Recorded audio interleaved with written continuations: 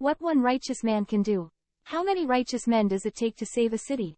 When Abraham learnt that God was going to destroy Sodom and Gomorrah where his nephew Lot was living as recorded in Genesis chapter 18 verses 20 to 21, he petitioned to God. Genesis chapter 18 verses 32 to 33. And he, Abraham, said, "O let not the Lord be angry, and I will speak yet but this once. What if 10 righteous men shall be found there?" And he said, "I will not destroy it for 10's sake." And the Lord went his way.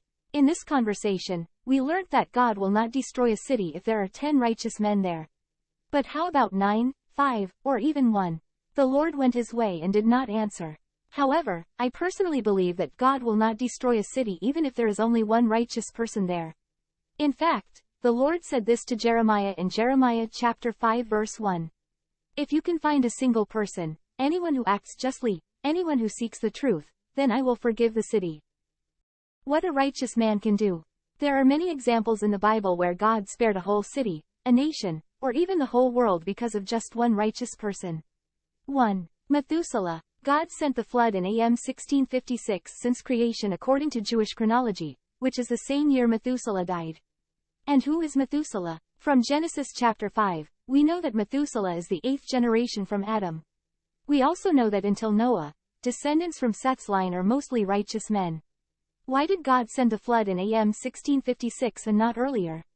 At that time, sons of God were taking daughters of men as wives and there was already much wickedness and corruption in the world as recorded in Genesis chapter 6 verses 1 to 2. I believe the reason is because Methuselah is a righteous man, and God let him complete his days before he sent his judgment to the world. 2. Joseph. Joseph, the son of Jacob, is a righteous man. Even though he was sold to Egypt by his jealous brothers, he was not corrupted by the Egyptian culture, and he kept his righteousness to God.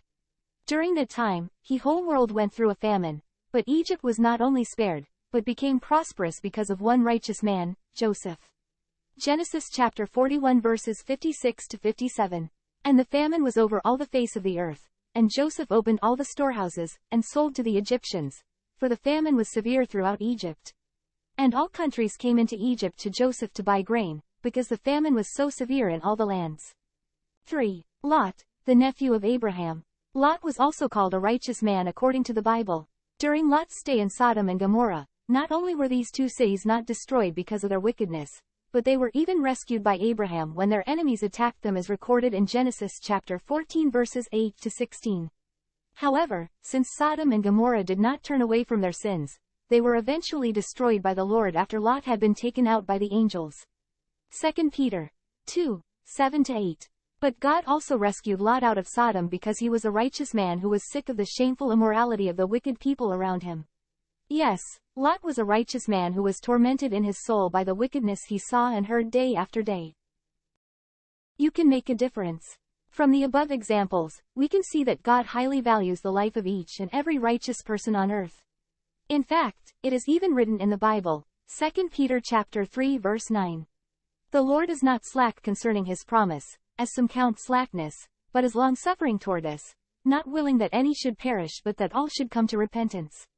Therefore, one does not necessarily have to be a fighter or a warrior to save a city or a nation. Just by keeping our faith and persisting in righteousness, we can obtain mercy and grace from the Lord for the land where we belong.